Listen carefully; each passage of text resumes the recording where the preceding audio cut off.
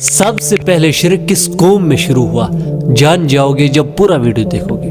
سب سے پہلے لوگ ایک ہی طریقے پر تھے، کان الناس امۃ واحدہ، ابتدا میں لوگ ایک ہی طریقے پر تھے۔ فبعث اللہ النبیین، پھر اللہ تعالیٰ نے نبیوں کو بھیجا، مبشرین تاکہ بشارت سنائے، خوشخبری سنائے، ومنذرین اور ڈر سنائے۔ اب من میں ایک سوال پیدا ہوتا ہے کہ نبیوں کو کیوں بھیجا اللہ تعالیٰ نے؟ وَمَا كَانَ النَّاسُ إِلَّا أُمَّةً وَاحِدَةً، شروع میں تمام لوگ کسی اور دین کے نہیں بلکہ ایک ہی دین کے قائل تھے۔ فَاخْتَلَفُوا، اختلاف پیدا ہوا، دھیرے دھیرے اللہ تعالیٰ کو بھولنے لگے۔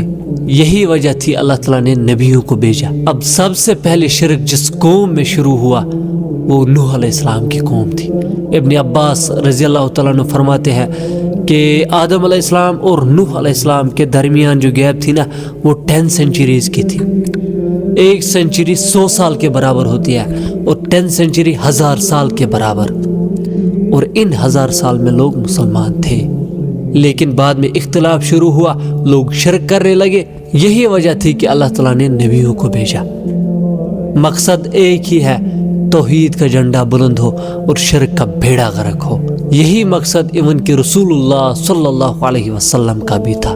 اِنَّا أَوْحَيْنَا إِلَيْكَ كَمَا أَوْحَيْنَا إِلَى نُوحٍ، اے محمد صلی اللہ علیہ وسلم، ہم نے تمہاری طرح اسی طرح وحی بھیجی جس طرح ہم نے نوح پر وحی بھیجی۔ وَالنَّبِيِّينَ مِن بَعْدِهِ، اور نوح علیہ السلام کے بعد جو بھی پیغمبر تھا ان پر بھی اسی طرح وحی بھیجی جس طرح آپ پر بھیجی۔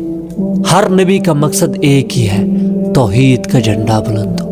میں نے تو اپنا حق ادا کیا، اب آپ کا حق ہے شیئر کریں۔